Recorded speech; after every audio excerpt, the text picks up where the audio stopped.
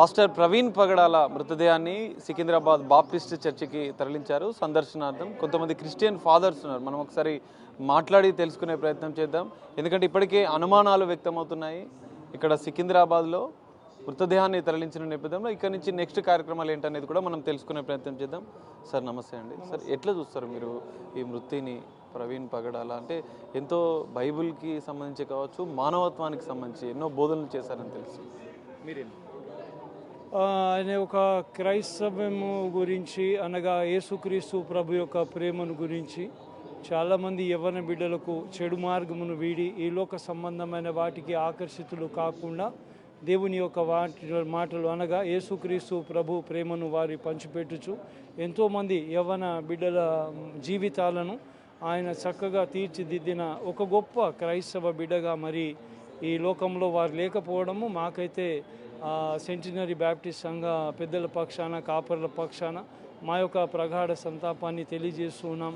కాబట్టి ఎంతోమంది యవ్వన బిడ్డల యొక్క జీవితాలను, మరి ఎంతోమంది పేద బిడ్డల యొక్క జీవితాలలో అతను ఒక గొప్ప వెలుగుగా ఉండి వారు ఒక చక్కటి క్రైస్తవ బిడ్డగా ఈ లోకంలో జీవించారని మేము తలంచుచూ ఉన్నాం. ఎందుకనగా దేవుని యొక్క కార్యాన్ని ఆయన నిష్పక్షపాతముగాను నిస్వార్థపరముగాను ఎలాంటి ఆశ లేకుండా ఎలాంటిది ఆశించకుండా ఆయన యొక్క గురి ఏమిటి అనగా నశించిపోయే వారిని వెతికి రక్షించి యేసుక్రీస్తు ప్రభు ఈ లోకానికి ఎలా వచ్చాడో అదేవిధంగా నశించిపోయే యవ్వన బిడ్డలను, నశించిపోయే కుటుంబాలను మంచి మార్గంలో నడిపించుటకు దేవుడు అతనిని ఘనముగా వాడుకున్నాడని మా యొక్క విశ్వాసమై ఉన్నదండి. సార్ ఇప్పటికే మనం చూడొచ్చు, అంటే మృతి అనేది కొంత అనుమానాలు వ్యక్తమవుతున్నాయి. యాక్సిడెంట్ జరగలేదు, కొంతమంది చేశారంటూ కొంత ఆరోపణలు వస్తున్నాయి. సార్ మీరేం చెప్తారు? సార్ ఆరోపణలు అంటే మేమైతే ఖండిస్తూ ఉన్నాం. ఆరోపణలు కాదు, నిజము అనేది తెలియనంత వరకు మేము ఆ విషయమై ఏమి మాట్లాడలేమని. ఎందుకనగా క్రైస్తవ్యం యొక్క నిరీక్షణ గొప్ప విశ్వాసం ఏమిటి అనగా యేసుక్రీస్తు నందు నిద్రించిన వారు పరలోక రాజ్యంలో ఉంటారని. మరి అతను మీరు చెప్పిన విధంగా చూస్తే ఒక హతసాక్షిగా కూడా ఒకవేళ అయి ఉన్నట్లయితే మటుకు అతను దేవుని రాజ్యంలో ఉన్నాడని. ఎందుకనగా ఈ లోకంలో జీవించే ప్రతి మానవుడు కూడా మరణించక తప్పదు. కానీ ఆయన యేసుక్రీస్తు ప్రభు యొక్క సేవ చేస్తూ ఒక గొప్ప జీవిగా, గొప్ప క్రైస్తవ బిడ్డగా జీవించాడు చూడండి. అది మటుకు పగడాల ప్రవీణ్ గారి యొక్క జీవితాన్ని బట్టి మా అందరికీ క్రైస్తవ లోకానికి అతను ఒక గొప్ప స్ఫూర్తిగా ఉన్నాడని. చాలామంది పగడాల ప్రవీణ్ గారు యవ్వన బిడ్డలలో నుండి దేవుడు వారిని ఆ విధంగా లేవనెత్తారని, వారు ఒక మార్గదర్శనాన్ని మాకు చూపించి వెళ్ళారు. కాబట్టి యవ్వన బిడ్డలు కూడా ఆ విధంగా ఆ మార్గంలో నడిచినట్లయితే ఎంతోమంది నశించిపోవచ్చు. ఈ రోజుల్లో మనం చూస్తూ ఉన్నాం, యవ్వన బిడ్డలు ఇష్టానుసారంగా జీవిస్తూ ఉన్నారు, తల్లిదండ్రులను కూడా ప్రేమించలేని స్థితిలో ఉన్నారు, ఇష్టానుసారమైన లోక జీవితాన్ని జీవిస్తున్నారు. అట్టి వారికి పగడాల ప్రవీణ్ గారు సువార్తను ప్రకటించి యేసుక్రీస్తు ప్రభు మార్గంను చూపించి వారికి ఒక సరి అయిన మార్గాన్ని చూపించారు కదా, అది చాలా గొప్పతనం అని మేము విశ్వసిస్తున్నామండి. ప్రధానంగా మీరు చెప్తున్నట్లు యువతకి మంచి మార్గంలో నడిపించడానికి ప్రవీణ్ పగడాల ఎన్నో బోధనలు చేశారు. సో ఈ సందర్భంగా ఆయన యువతకి ఇచ్చే సందేశం ఏమిచ్చారు? యువతకి ఇచ్చే సందేశం ఒకటేనండి. ఏమిటి అనగా ఈ లౌకికంగా లోకానుసారమైన జీవితాలు జీవించకుండా యవ్వన బిడ్డలు మంచి మార్గంలో నడవాలని తల్లిదండ్రులు అయినా పెద్దలైనా కోరేది యవ్వన బిడ్డల నుండి ఏమిటి అనగా మా బిడ్డలు మంచి మార్గంలో నడవాలని. మనము లోకంలో తెలియనిది కాదు, నేను చెప్పాల్సిన అవసరం కూడా లేదు. చాలామంది యవ్వన బిడ్డలు చెడు మార్గంలో నడుస్తూ తల్లిదండ్రులకు కూడా ఆయాసకరంగా, సమాజానికి కూడా ఆయాసకరంగా జీవించుచున్నారు. అట్టి వారికి యేసుక్రీస్తు ప్రభు యొక్క ప్రేమ కలిగిన బోధను బోధించి మనం ఈ విధంగా సరైన మార్గంలో నడవాలని బోధించడం అనేది అది మానవుని జీవితంలో చాలా శ్రేష్టమైనదిగా నేను భావిస్తున్నానండి.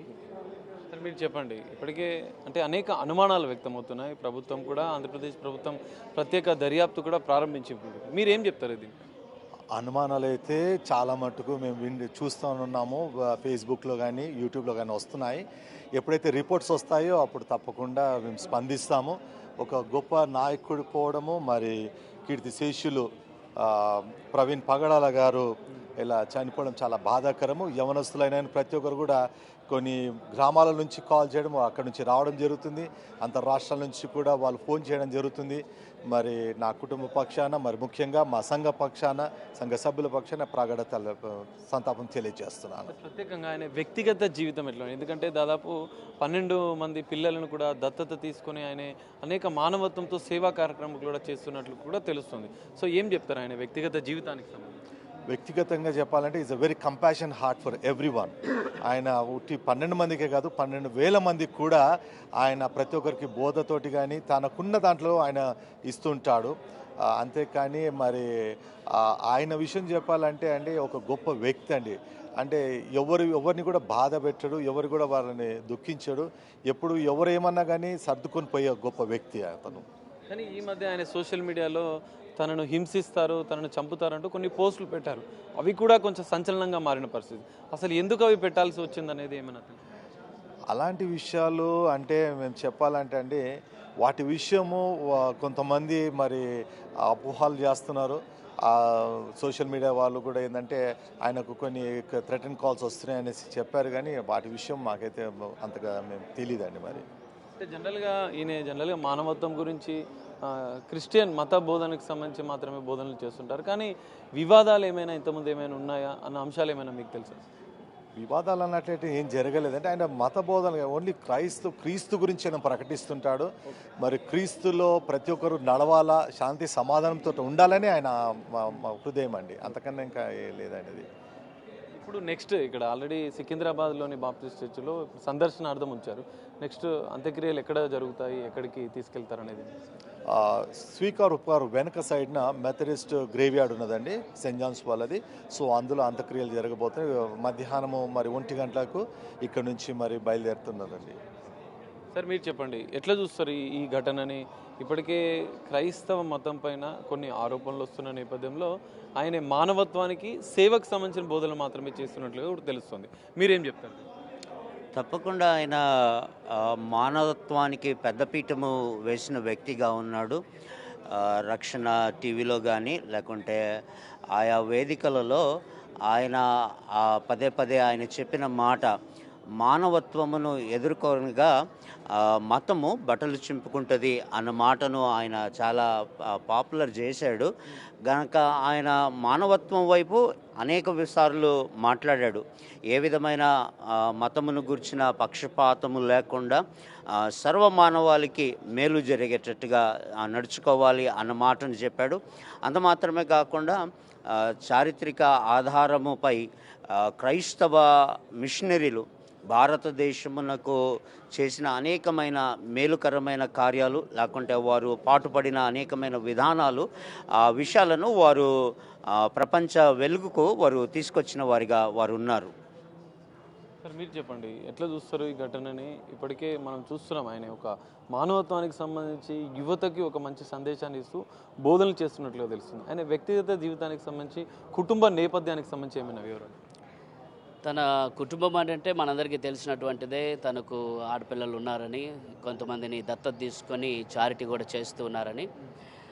సహజంగా క్రీస్తు ప్రేమను బోధించేటువంటి వారు అదే ప్రేమలో నడుస్తారు. సో తన వ్యక్తిగత జీవితంలో ఏదైతే పాటిస్తారో దానినే ప్రజలకు కూడా విశ్వాస యాత్రలు వారు కొనసాగుతూ ఉన్నప్పుడు అదే ప్రేమ సత్యములో వారు నడవాలి అన్నటువంటిదే ప్రతి పాస్టర్ గారి యొక్క దైవ సేవకుల యొక్క బోధ ఉంటుంది. సో ఎక్కడైతే వ్యక్తిగత జీవితం వ్యతిరేకంగా ఉంటుందో క్రీస్తు ప్రేమ అన్నటువంటిది ప్రకటించడం అనేటువంటిది చాలా కష్టతరమైనటువంటిది, ప్రశ్నతో కూడినటువంటిది. ఏదైతే ప్రాక్టీస్ చేస్తారో దాన్నే ప్రబోధిస్తారు. సో ప్రవీణ్ ప్రగడాల్ గారు కూడా అదే రీతిలో క్రీస్తు ప్రేమను సత్యాన్ని ఎరిగినటువంటి వారు, లోకానికి కూడా సత్యాన్ని చాటినటువంటి వారు. క్రైస్తవం ఒక మతం కాదు కానీ అదొక మార్గం అని ఎంతో ప్రగాఢంగా నమ్మినటువంటి వ్యక్తి. తన వ్యక్తిగత జీవితంలో కూడా అదే సత్యమును ప్రేమను వెల్లడిపరిచారు అన్నటువంటిది నా ప్రగాఢమైనటువంటి నమ్మకం. ప్రధానంగా ఆయన 2 వీలర్ మీద బుల్లెట్ వాహనం పైన హైదరాబాద్ నుంచి రాజమండ్రి వైపు ట్రావెల్ చేయడం అంటే జనరల్గా రెగ్యులర్గా చేస్తుంటారా? ఏదైనా చర్చికి వెళ్తున్న సందర్భంలో ఇది జరిగిందా? అంటే మంచి విషయాలు బోధించే వ్యక్తి ఈ ప్రమాదానికి గురై చనిపోవడం లేదంటే మృతి చెందడం, దీన్ని ఎట్లా చూస్తారు మీరు? అదే సార్, ఇది జరుగుతున్నటువంటి పరిస్థితులను టూ వీలర్ మీద ట్రావెల్ చేయడము వాటన్నిటిని చూస్తూ ఉంటే అనేకులు వ్యక్తపరిచినట్టుగానే ఇది ఒక రకమైనటువంటి ప్రశ్నార్థకమైనటువంటి మరణంగా కూడా, అనుమానాస్పద మృతిగా కూడా నేను కూడా భావిస్తూ ఉన్నాను. కారణం ఏంటి అని అంటే, తాను ఎప్పుడు కూడా కార్లలో ట్రావెల్ చేసేటువంటి వారు లేదా ఇతరులతోటి కలిసి ట్రావెల్ చేసేవారు ఒంటరిగా ఈ సమయంలో ట్రావెల్ చేయడం, ఇదే సమయంలో ఈ దుర్ఘటన జరగడం అనేటువంటిది అనేకమైనటువంటి అనుమానాలకు, ప్రశ్నలకు కారణమవుతుంది.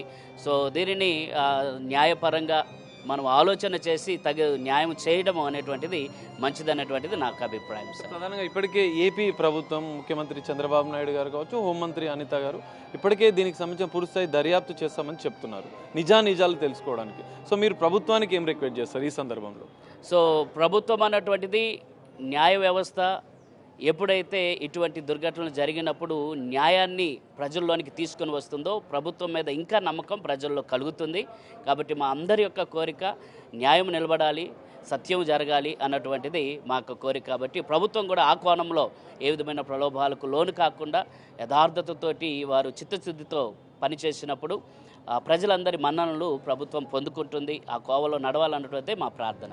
ఫైనల్గా అంటే ఇప్పటికే అంటే ఈ క్రిస్టియన్ మత బోధకులకే కావచ్చు, కొంతమంది ఫాదర్ల పైన కొంత వ్యతిరేక భావజాలమే కావచ్చు, కొంతమంది పైన దాడులు జరగడం, రక్షణకు సంబంధించి మీకు రక్షణకు సంబంధించిన విషయంలో మీరేం చెప్తారు? రక్షణ అన్నటువంటిది మనసు యొక్క మార్పు అండి. మనిషి యొక్క మార్పు ఎప్పుడైతే జరుగుతూ ఉంటుందో తన యొక్క వే ఆఫ్ బిహేవియర్ మారిపోతుంది, చేంజ్ అనేటువంటిది వస్తూ ఉంది. ఆ చేంజ్ని అంగీకరించలేనప్పుడు ప్రతిఘటన అన్నటువంటిది, దాడి అనేటువంటిది జరుగుతుంది. ఆ మేరకే రక్షణను అందరూ కూడా ప్రేమపూర్వకంగా స్వీకరించినప్పుడు ఇటువంటి మతపరమైన ఉద్దేశాలు జరగవు. ఆ మేరకు నేను పిలుపునిస్తూ ఉన్నాను. ప్రజలకు ఏం సందేశం ఇస్తారు ఈ సందర్భంలో? అన్ని మతాలకు సంబంధించి కావచ్చు, ఎవరికైనా, ఎందుకంటే ఇది మానవత్వానికి సంబంధించిన విషయం, దేవుడికి సంబంధించిన విషయం. ఈ విషయంలో మీరు ఏం మెసేజ్ ఇస్తారు? ఈ 2-3 దినాల్లో ప్రవీణ్ ప్రగడాగా గారు చెప్పినటువంటి కొన్ని క్లిప్పింగ్స్ కూడా వైరల్ అయ్యాయి. మనిషిని మనిషిగా చూడండి, మనిషికి మతాన్ని జోడించొద్దు అనేటువంటిది. మార్గంలో సత్యములో నడిస్తే ఒక మనిషిని మనిషిగా చూసినప్పుడు ఇటువంటి దుర్ఘటనలు జరగకుండా అందరము శాంతి సమాధానాలతో సౌభ్రాతృత్వంతో ఉంటాము. అదే నేను ఇచ్చేటువంటి పిలుపు సార్. Thank you sir.